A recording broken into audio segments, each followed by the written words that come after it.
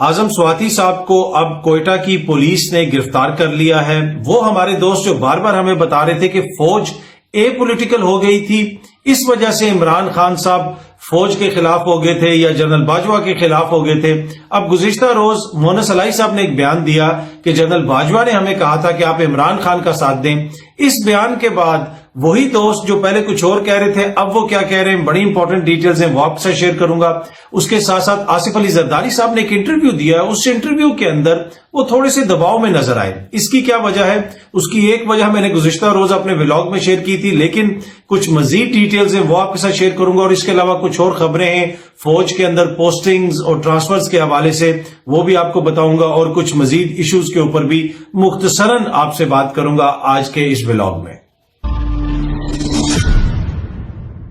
जी अस्सलाम वालेकुम, उम्मीद है कि आप सब लोग खैरियत से होंगे। सबसे पहली चीज जो मैं आपसे शेयर करना चाहता हूं वो है जनाब आजम स्वाति साहब की गिरफ्तारी के हवाले से। आपको पता है कि आजम स्वाति साहब पहले ही गिरफ्तार हैं, अब उनको कोयटा की पुलिस ने गिरफ्तार कर लिया है।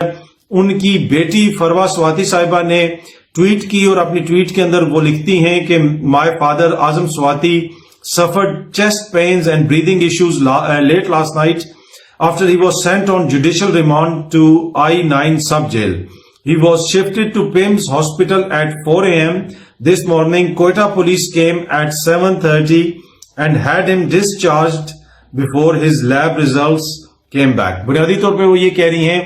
कि मेरे वालिद साहब को सब जेल के अंदर सीने के अंदर तकलीफ हुई। आपको पता है कि उनके दिल में स्टंट्स वगैरह भी गालिबन कोई पड़े हैं, वो उनको जो जिसे आप कह सकते हैं कल्ब का आर्जा वगैरह भी है, कोई लायक है, तो मतलब बुनियादी तौर पे दिल की कोई तकलीफ वगैरह भी है। तो उनको कोई चेस्ट पेन फील हो रही थी, उनको अस्पताल ले जाया गया सुबह 4:30 बजे, लेकिन 7:30 बजे कोयटा की पुलिस आ गई और कोयटा की पुलिस ने उनको डिस्चार्ज करवा दिया और गिरफ्तार कर लिया। इसके अलावा उन्होंने कुछ मजीद ट्वीट्स वगैरह भी की उनकी बेटी ने। उनकी बेटी का कहना है कि do not let what happen to शहीद अरशद शरीफ हैपन टू माय फादर। जो अरशद शरीफ के साथ हुआ वो मेरे बाप के साथ मत होने दें, आप खामोश ना रहें, मेरे बाप के साथ ये सलूक किया जा रहा है, ठीक है। उसके साथ साथ उन्होंने मजीद लिखा कि वो सुबह 7 बजे कोयटा की पुलिस आई थी, उनको पकड़ ले गया। मेरी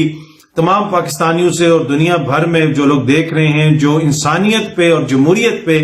ईमान रखते हैं, यकीन रखते हैं, उनसे मेरी गुजारिश है कि आप लोग आवाज उठाएं।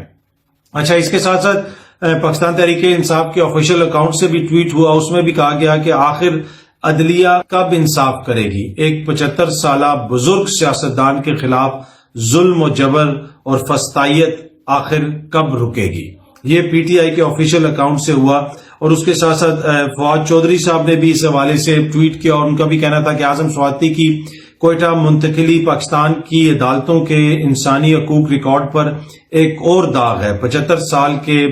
बूढ़े सेनेटर और वकील को बेइज्जत किया जा रहा है और अदालतें पाकिस्तान की तारीख को मजीद दागदार करने में पेश। जाने कब जज साहिबान एहसास करेंगे कि अल्लाह ने उन्हें किस कदर अहम जिम्मेदारियों से नवाजा है। अब आजम स्वाति साहब को इस्लामाबाद में गिरफ्तार किया गया। उनको पता है, उन्होंने कुछ ट्वीट्स की थी और वो ट्वीट्स किसके खिलाफ की थी वो भी आपको पता है। और उनको एफआईए ने गिरफ्तार किया। गिरफ्तार करने के बाद फिर उनके ऊपर सिंध में भी और कोयटा में भी पता नहीं किधर किधर पर्चे हो गए। ये किन लोगों ने पर्चे कराए अभी डिटेल्स नहीं पता, लेकिन अब कोयटा पुलिस पहुंच गई है। किसके कहने पे कोयटा पुलिस आई है, क्यों उनको गिरफ्तार करके कोयटा ले जाया जा रहा है, ये मैं आपके ऊपर छोड़ता हूं, फैसला आप खुद बता दें या उनके किसी वकील से आपको शायद कोई डिटेल्स मिल जाएं। लेकिन बड़ा ऑब्वियस है कि ये हुकूमत कर रही है, जो मौजूदा हुकूमत है, जिस तरीके से वो ये कर रही है कि जनाब उनको इस्लामाबाद से उठा के अब कोयटा लेके जाया जा रहा है। और वो जो बहस थी जो खत्म हो रही थी, सियासत की तरफ आ रही थी, मेरे ख्याल में किसी की कोशिश है कि उस बहस का रुख दोबारा इदारों की तरफ मोड़ा जाए। और यही वजह है कि इमरान खान साहब ने भी अपने करीबी साथियों को कहा है कि आपने कोई इस किस्म का बयान नहीं देना, इस किस्म की बात नहीं करनी जहां पे जो नए आर्मी चीफ हैं या जो एस्टेब्लिशमेंट है उनकी तरफ इशारा जाए। बहुत सारी हरकतें मौजूदा हुकूमत और उसके दोस्त इस तरह की कर रहे हैं कि दोबारा एस्टेब्लिशमेंट को इमरान खान के सामने खड़ा करने का तासुर कायम किया जाए कि इमरान खान की लड़ाई खुदा न खास्ता कोई नई आर्मी चीफ या इदारे से है। तो ये भी एक इसमें हो सकता है कि जनाब हुकूमत ने یہ کیا ہو، ان کو وہاں پہ لے جایا جا رہا ہو تاکہ یہ تاثر ملے کہ جناب دیکھیں کہ ادارے کے خلاف یا ادارے کے افسران کے خلاف اعظم سواتی نے ٹویٹس کی تھیں اور آپ کہہ رہے ہیں کہ جناب وہ جنرل باجوہ کے جانے سے یہ چیزیں ختم ہو گئیں، پر ایسا کوئی مسئلہ نہیں ہے۔ مسئلہ اصل میں یہ ہے کہ ابھی بھی وہی سب کچھ ہو رہا ہے، اور یہ دیکھیں اور دوبارہ سوشل میڈیا کے اوپر عوام کو بھی یہ تاثر ملے، وہ بھی کرٹیسائز کریں۔ پر اینی وے جو بھی کر رہا ہے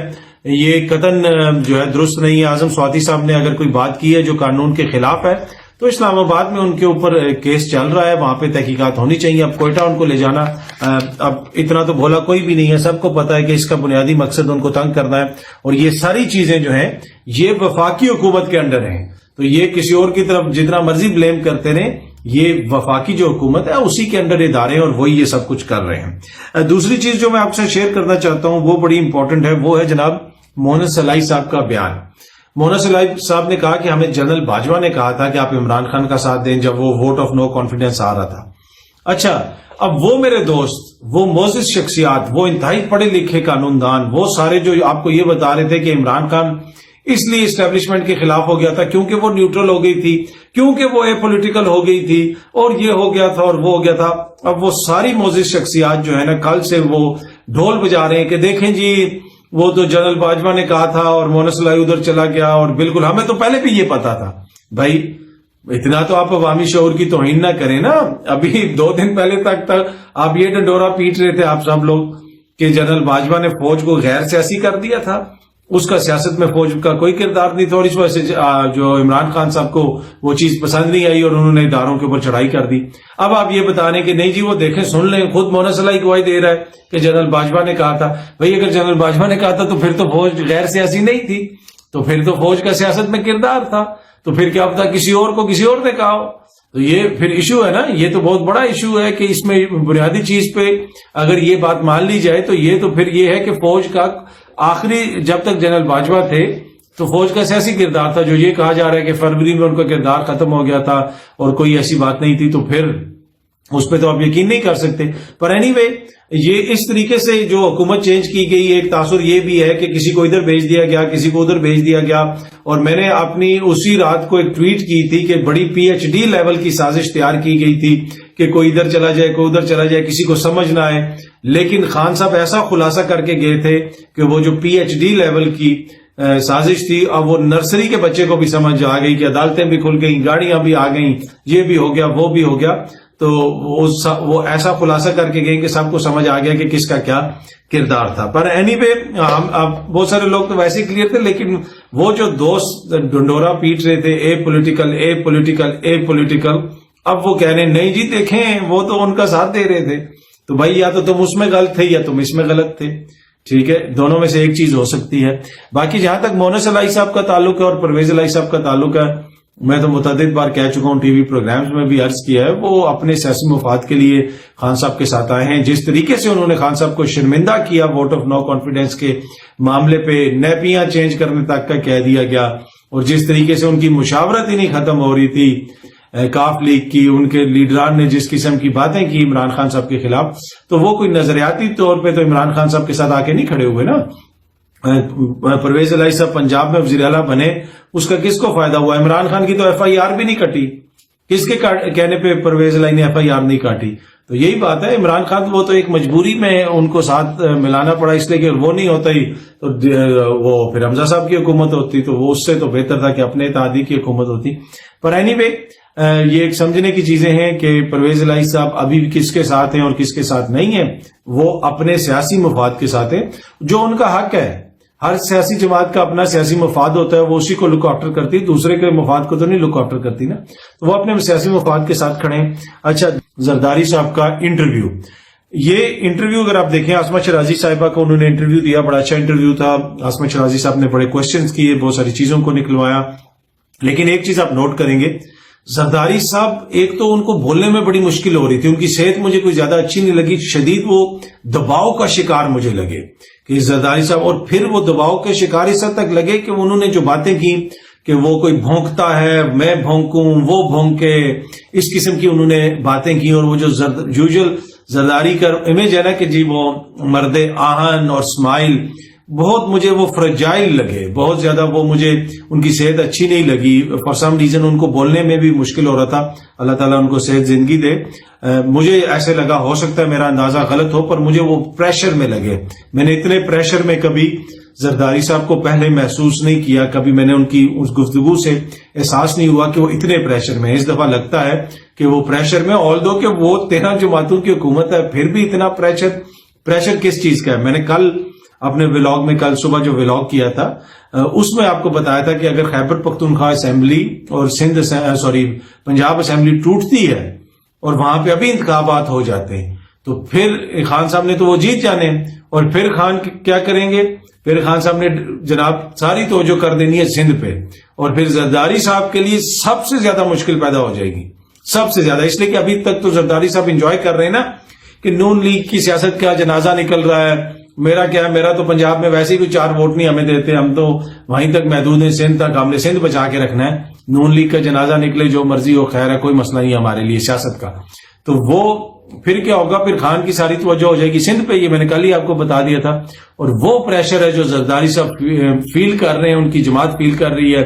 بلاول صاحب فیل کر رہے ہیں۔ تو اسی وجہ سے پوری کوشش ہوگی کہ جناب کہ یہ اسمبلیاں کسی طریقے سے نہ ٹوٹیں۔ باقی خان صاحب نے اگر توڑنی ہے تو وہ ان کو جلدی فیصلہ کرنا ہوگا، جو وہ ڈیلے کریں گے تو اس میں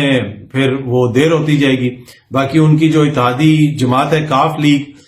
وہ کیا آخری موقع پہ ان کا ساتھ چھوڑ جائے گی؟ فی الحال تو مجھے نہیں لگتا، اس لیے کہ مولانا صلاحی صاحب نے بار بار کہہ رہے ہیں کہ جب خان صاحب کہیں گے،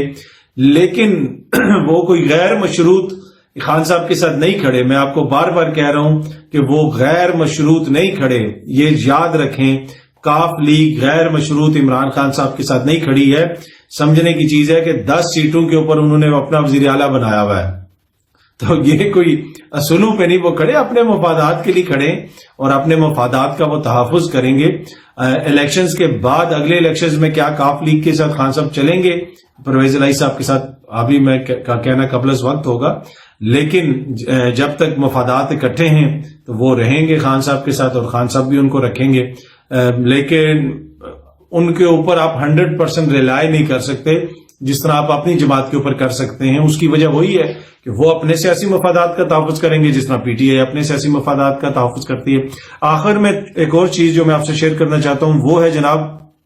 فوج کے اندر پوسٹنگز اور transfers. D G I S P R کو ٹرانسفر کر دیا گیا ہے، ان کو غالباً کراچی کور کمانڈر ان کی پوسٹنگ ہو گئی ہے۔ اب یہ جتنی اور بھی ٹرانسفرز اور پوسٹنگز ہوئی ہیں، یہ معمول کی میں اس کو ٹرانسفرز اینڈ پوسٹنگ سمجھتا ہوں، جیسے پاکستان کے کسی اور سرکاری محکمے میں ہوتا یہ ہے کہ ہم ہر چیز کو ڈراماٹائز کر دیتے ہیں۔ وہ فوج میں یہ جنرل ادھر چلا گیا، وہ جنرل ادھر چلا گیا، اس کے اوپر ولاگز بننا شروع ہو جاتے ہیں، اور پھر ہم کہتے ہیں کہ جی فوج کا بڑا سیاست میں کردار ہے۔ اس کو آپ اسی طرح دیکھیں جس طرح محکمہ لائف سٹاک میں یا زراعت میں یا واپڈا میں کسی کی پوسٹنگ ہوگی ہے، جب آپ خود یہ سمجھنا شروع کر دیں گے، یہ سوچنا شروع کر دیں گے، تو خود ہی آپ کو سیاست میں ان کا کردار کم ہوتا نظر آئے گا۔ اس کو آپ ٹرانسفرز اور پوسٹنگز کو آپ روٹین لیا کریں، اس میں سے کانسپریسی تھیوریز نکالنے کی کوشش جب ہم کرتے ہیں نا تو اس سے بھی خرابی پیدا ہوتی ہے۔ باقی D G I S P R صاحب کی ہو چکی تھی پروموشن، وہ بن چکے تھے لیفٹیننٹ جنرل، تو یہ میجر جنرل کے پوسٹ ہے جو D G I S P R کی ہے۔ پہلے یہ ایک بریگیڈیئر کی ہوتی تھی جب راشد قریشی صاحب ہوتے تھے، آپ کو یاد ہوگا جب کارگل کی وار وغیرہ لگی تھی، تو یہ پھر میجر جنرل کی ہوئی، تو ابھی بھی میجر جنرل صاحب اس کے ہیڈ کرتے ہیں، تو ان کی ترقی ہو گئی تھی تو وہ پھر ان کی پوسٹنگ کر دی گئی۔ تو زیادہ اس میں چیزیں ڈھونڈنے کی کوشش نہ کریں۔ باقی بھی پھر کچھ کور کمانڈرز وغیرہ کی یا دیگر جو بھی پوسٹنگ ٹرانسفرز ہوئی ہیں اس کو آپ روٹین کی پوسٹنگ ٹرانسفرز دیکھیں۔ باقی تو اہم تعیناتیاں کوئی چینج نہیں ہوئی، D G I S I ابھی بھی وہی ہیں، D G I S I کے نیچے جو افسران ہیں وہ بھی ابھی وہی ہیں جن کے اوپر سے عمران خان صاحب تنقید وغیرہ ماضی میں کرتے رہے۔ تو اب آپ ادارے کے اوپر توجہ دینے کے بجائے جو اس وقت حکمراں اتحاد ہے اس کے اوپر توجہ دیں، ان کو دیکھیں وہ کیا کر رہا ہے، ان کی کیا کوشش ہے، وہ کس طریقے سے ان کی کوشش ہوگی کہ دوبارہ یہ تاثر قائم کیا جائے کہ جناب خدا نہ خواستہ پی ٹی آئی اداروں کے خلاف کھڑی ہو گئی ہے اور اداروں کے ساتھ ان کا مسئلہ ہے، ہمارے ساتھ تو کوئی مسئلہ ہی نہیں ہے، لیکن اصل مسئلہ ہی ان کو ہے، اور وہ جو پریشر ہے نا وہ جو فیل کر رہے ہیں وہ زرداری صاحب کے انٹرویو میں آپ کو نظر آیا ہوگا۔ امید ہے کہ یہ بلاگ آپ کو پسند آیا ہوگا، بہت جلدی آپ سے دوبارہ ملاقات ہوگی۔ بہت بہت شکریہ، تھینک یو سو مچ۔